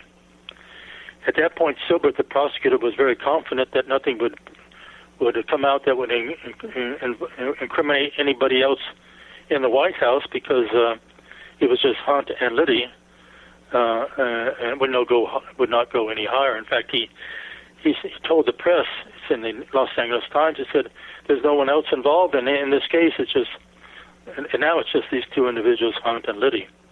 When of course we know there were other people involved. Primarily, of course, John Dean. Now, what do you think the motive was for the break-in? Beg pardon? The motive for the break-in. Yeah, well, the motive for the break-in, there were three reasons for going into Watergate. Three primary reasons. Okay, one was a bug was not working effectively, and they had gone in some weeks before, in the first burglary and planted a bug. And that's what Alfred Baldwin, who was in that situated in the Howard Johnson across the street, was supposed to be listening to a wiretap of a bug that was in the Democratic National Committee and transcribing what he heard. He's the fellow who spotted the arrest across the street when he was in Howard Johnson and saw the arrest taking place and alerted Hunt and Liddy.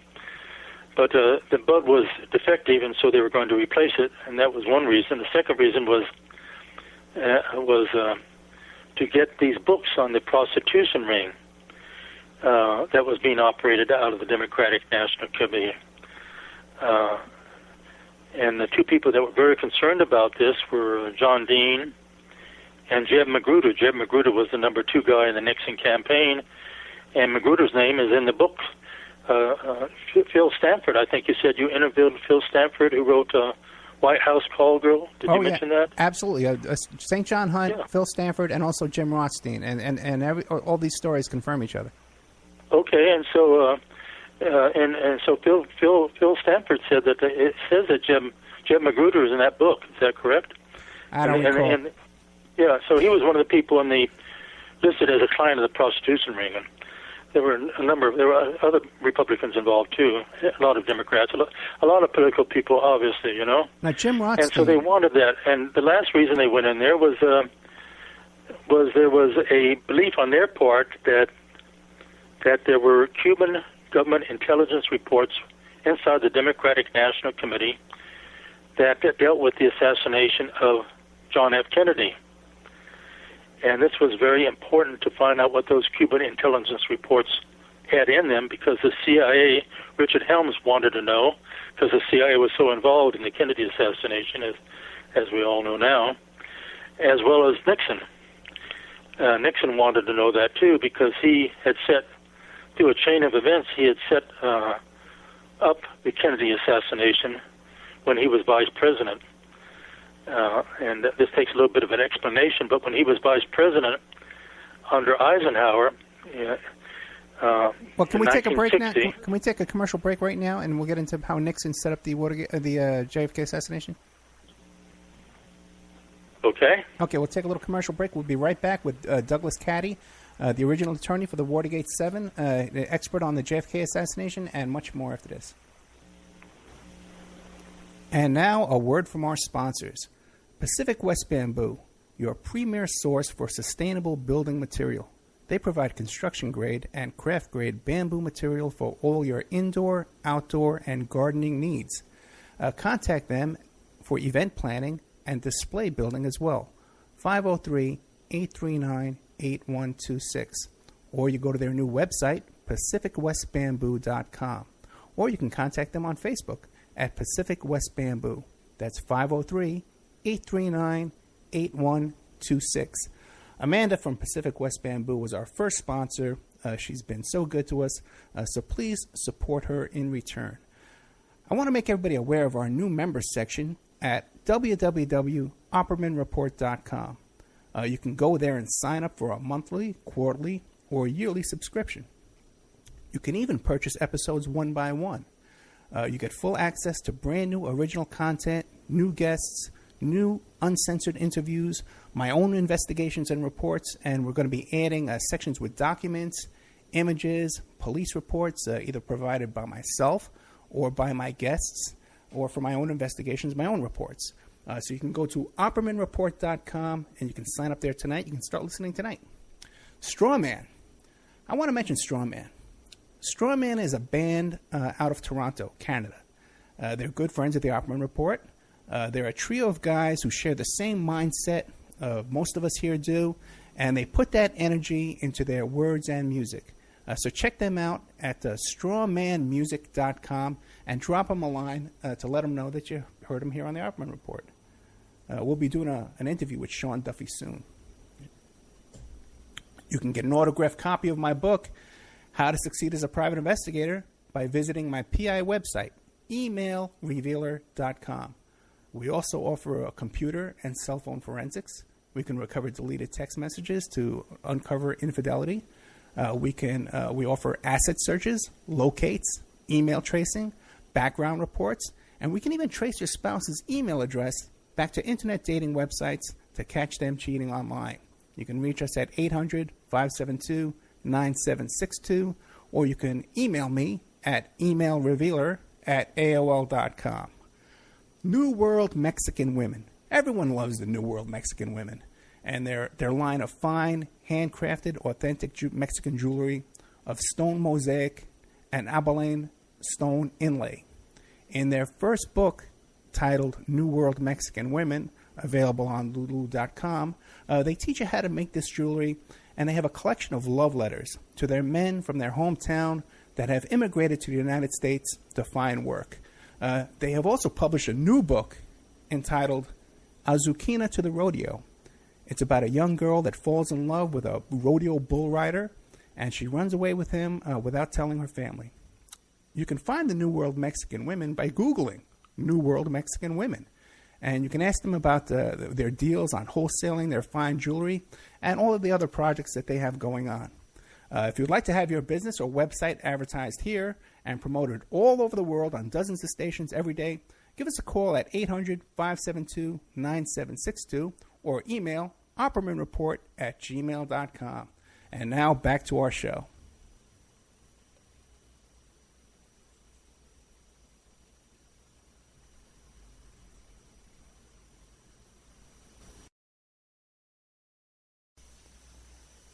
Okay, welcome back to the Opperman Report. I'm your host, Private Investigator Ed Opperman. Tonight we have with us attorney Doug Caddy, the attorney for the original Watergate 7 burglars, and now he was telling us... Oh, but Doug, before we get into that real quick, back to Dean again and Phil Stanford.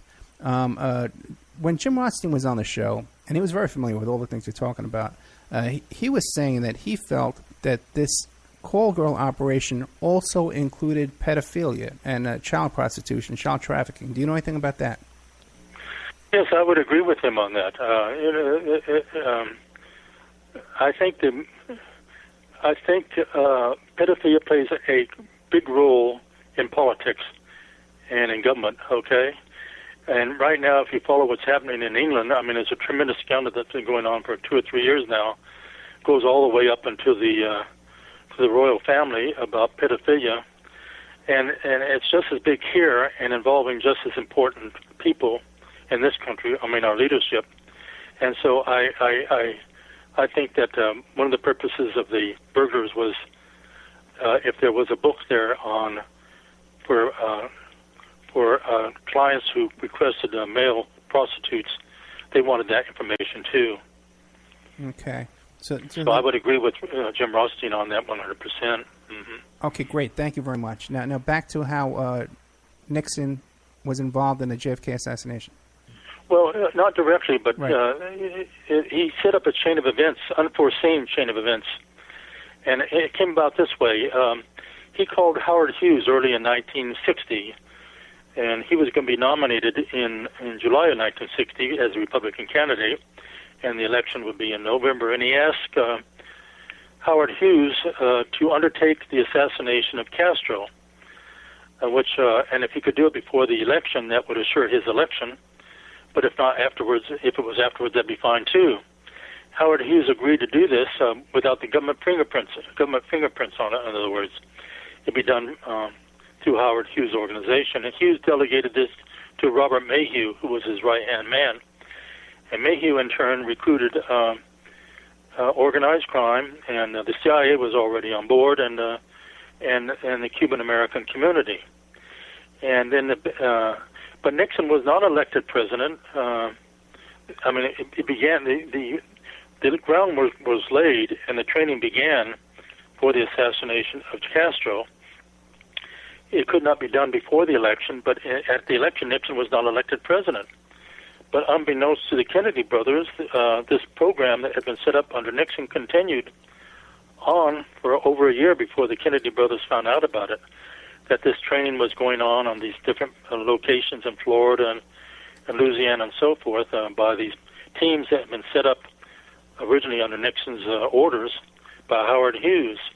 And then the Kennedy brothers tried to shut it down because it was really out of government control. And what happened was that there was the Bay of Pigs, the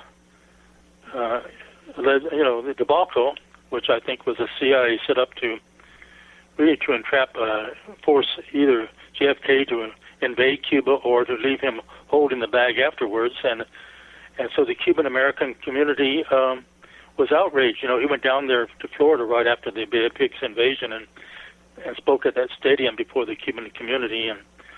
But most of the Cuban community in Miami felt that they had been betrayed by Kennedy. There were a lot of Cuban Americans captured as part of the Bay of Pigs invasion. They went captured by Castro, and they went to prison. There was a lot of hatred of JFK, and of course the CIA fanned that too. And so when the Kennedy assassination was being plotted, I think the ultimate plotter of the Kennedy assassination was Allen Dulles, who had been fired as director of the CIA by John Kennedy because of what he had done on the Bay of Pigs invasion and trying to set up Kennedy either to force him to invade Cuba or to be the fall guy for what happened.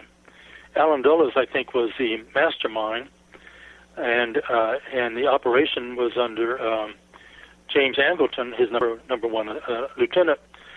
But there were other people, of course, involved in the assassination, and some of these were Howard Hunt. Howard Hunt was very close to Allen Dulles, and very, very close to Allen Dulles. He worshipped John Foster Dulles and Allen Dulles, and in fact he wrote The Craft of Intelligence, which was Allen Dulles' book that was published in 1961. That was a widely acclaimed book on intelligence, but it was actually written by Howard Hunt. And so Howard Hunt was recruited by Allen Dulles to be part of this assassination, and he in turn recruited some of the Cuban American community members out of Miami, Frank Sturgis, for example, and Bernard Barker, and so forth, all of whom were his agents in going into Watergate, because they went into Watergate because they wanted to get these Cuban intelligence reports on the assassination. But what I'm saying essentially is that Nixon, when he set up this operation through Howard Hughes, he had no idea that later on that it would work out as it did, that the Cuban American community would be out for blood. Essentially, James Rothstein may have talked about this. He calls it the rule of 8th Avenue, right? Which is where the Cuban Americans felt they had been betrayed by President Kennedy and been killed and imprisoned, and so they were out to get even, you might say. I think I'm finding this outrageous that they had this feeling, but apparently they did. Okay, we have to recognize that they did. And so so Nixon started it by at least that aspect, because there were apparently 3 teams in Dallas when Kennedy was assassinated. 3 teams of assassins, all operating independently. And of course, the one that got him was the one right there at Dealey Plaza. But there was another one to get him he was to give a luncheon address at the Mercantile Mart. And there was a team. If the first team didn't get him, that team would try to get him. And if that team didn't get him, then there was a team at the airport to get him just before he left. In other words, JFK was not going to leave Dallas alive. And I think Jim Rothstein can speak to this more adequately than I can, because the third team was headed by a friend of his who was a New York police detective who was also a CIA agent that Rothstein knew. But so the Cuban Americans were involved. Now, as I mentioned earlier, and we're getting near the end of the hour here, I do want to mention this. Okay. Well, you know what, Doug? We can go further. I do another hour after this show where I take phone calls and stuff, and so you could stay if you want. If you're getting tired, you don't have to. But if you want to stay, I'd love to have you. Okay. Well, we'll see that if I can sort of wrap. I want to make this point here. Okay. And then we'll see what flows from there, okay? Because it's to give your listeners the sort of the wrap up, okay? Okay. To the story, okay? And the wrap up is that, as I mentioned earlier, after Watergate broke, Hunt came to my apartment on June 17th and told me what happened, okay? And then he fled upon orders of Dean, and he fled the city for several weeks. And so I had no contact with Howard Hunt until Dorothy's funeral. Dorothy died in December. That was 6 months later. She died in December, and I went to the funeral, and I got to the church, the Catholic church there, and Hunt was on the other side of the parking lot, and he came over and embraced me. His eyes were all red from crying. He was sobbing. It was a very sad affair. But I did see him at that occasion, and then the last time I saw him was just before he went to prison in 1975. The reason I did not see him in the interval was because I had been pulled before the grand jury and forced to answer all these questions, which I maintain to this day, and do my attorneys violated the attorney-client privilege and the right to counsel, so that if I saw Howard Hunt, had any conversation with him any time after July 17th, I would be forced by the prosecutors or the court to disclose this to the grand jury. So it was to his benefit that he not be compromised by anything. I mean, this goes to the very heart of the attorney-client privilege, why people go to an attorney and think they can entrust these confidential matters to an attorney, knowing that they are confidential, they won't go any further. But Judge Sirica and the prosecutors ignore this and force me to disclose these attorney-client matters, having jailed me first before doing so. And so it was obvious that I could have no conversation with Howard Hunt after June 17th, after I was put before the grand jury, put it that way. And so the last time I saw him was in 1975. This is 3 years later. He was about ready to go to prison. He had been kept out of prison, so to speak, from serving his term, he'd been sentenced to 3 to 5 years because he was testifying before the Senate Watergate Committee and the special prosecutor and all these depositions and all these trials and civil trials and so forth. And it would be better to keep him out so he was available so he could testify rather than have him in prison somewhere. But he called me up and said, well, I want to have dinner with you. I'm going away. And he implied it was like an appreciation dinner, and that's the way I viewed it. In other words, he was saying, I appreciate what you did for me at the original start of the case, and I just want to have dinner. I'm going away, and let's just have dinner, and I'll thank you, And so we had dinner at the Yenching Palace in Washington, which was a very famous Chinese restaurant there. It's where Henry Kissinger died frequently, and it's where the Cuban Missile Crisis was settled. And when it went out of business about 7 years ago, the Washington Post had an article titled about its closing, about 50 years of secrets to go, because there were so many secrets shared within that restaurant over the years that it was a natural place for us to meet. Okay, so we did meet there, and Howard Hunt probably said he did. I could tell that he thought I would ask him these questions that had all this. I had wanted to ask him all this period that I had never been able to ask him since he came to my apartment on June 17th, and so I started off by just asking him. We had, we had a congenial and friendly conversation, but I decided he was going away. Who knows when I'd see him again? So I had some questions to ask him, and so I asked him, why did you go into the Democratic National Committee? What was so important there? And he replied, well, he hesitated, and then he just said, well, I told them to photograph any documents that had numbers on it. And I said, Howard, that doesn't make any sense. Come on, that's not really an adequate answer. I mean, anything that has numbers on it, that doesn't answer the question. And he just shrugged his shoulders and didn't answer anymore. And then I asked him, well, I was at the first Watergate trial, and on the table in front of me at that trial was all the wiretap equipment and the eavesdrop equipment and the burglary equipment that the police had seized upon and after the arrest. It was on display there at the trial. Of course, Hunt was not there because he had pleaded guilty, and I said it was obvious that you went there you had pleaded guilty to burglary and conspiracy and so for eavesdropping, and that was it not true that you went in there to replace a bug? And he nodded his head affirmatively. In other words, he didn't answer verbally. And so I said, well, I was aware from the media that a major issue was the sex angle, that there was a prostitution ring being run out of the Democratic National Committee, and was it not true that you went in there to get the books of the prostitution ring, male and female, and he hesitated, then he nodded his head affirmatively, not answering verbally, and so I thought, well, I said to Howard, this is not, these are not enough reasons to go into the Democratic National Committee in the whole scheme of things. I mean, why would you go in there on these things that are they're important, but they're not really worth going in there and such a reckless or risky venture, And he hesitated, and he said, well, there was another reason we went in there. And I said, well, what was that? And he said that we went in there to get the Cuban government intelligence reports that we thought were at the Democratic National Committee.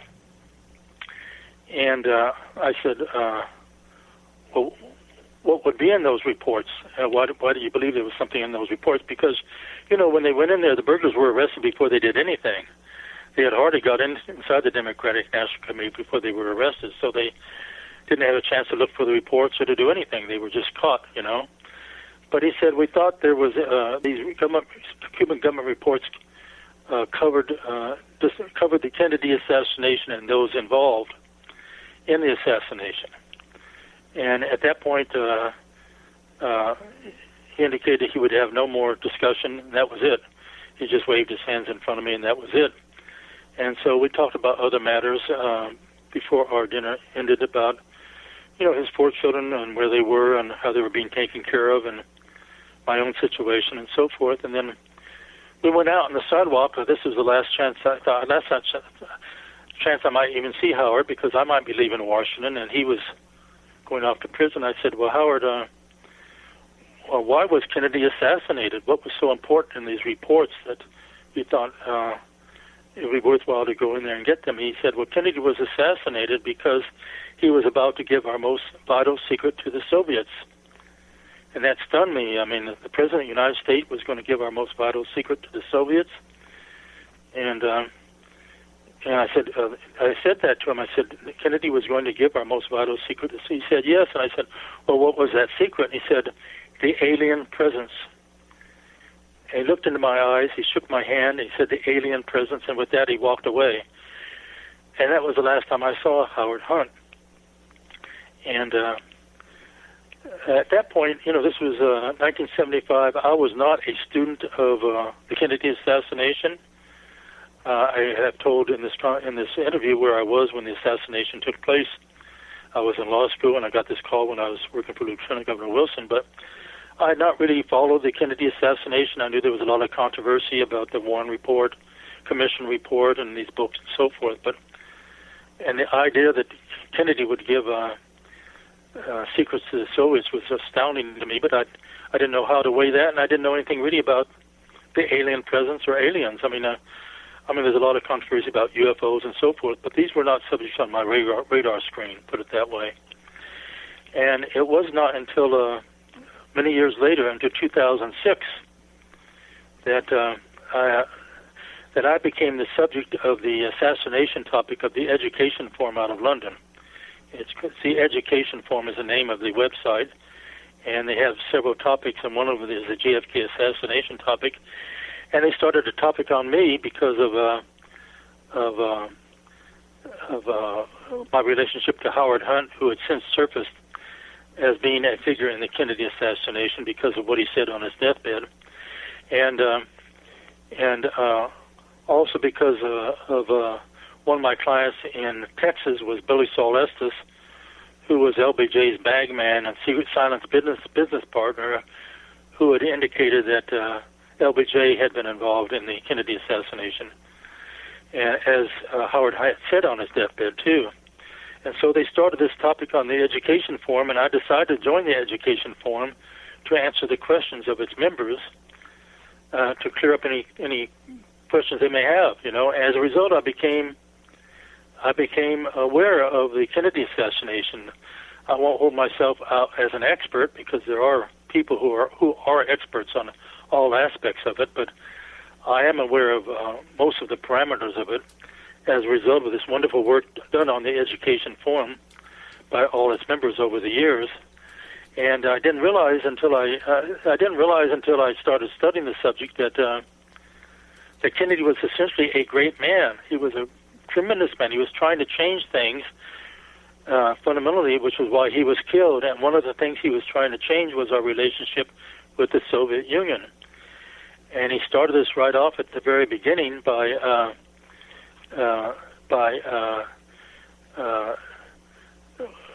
let me explain it this way.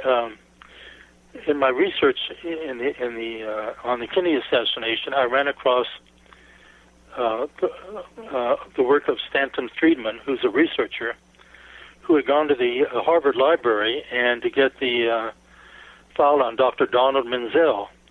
Dr. Menzel was the #1 critic of the UFOs, of aliens, and so forth.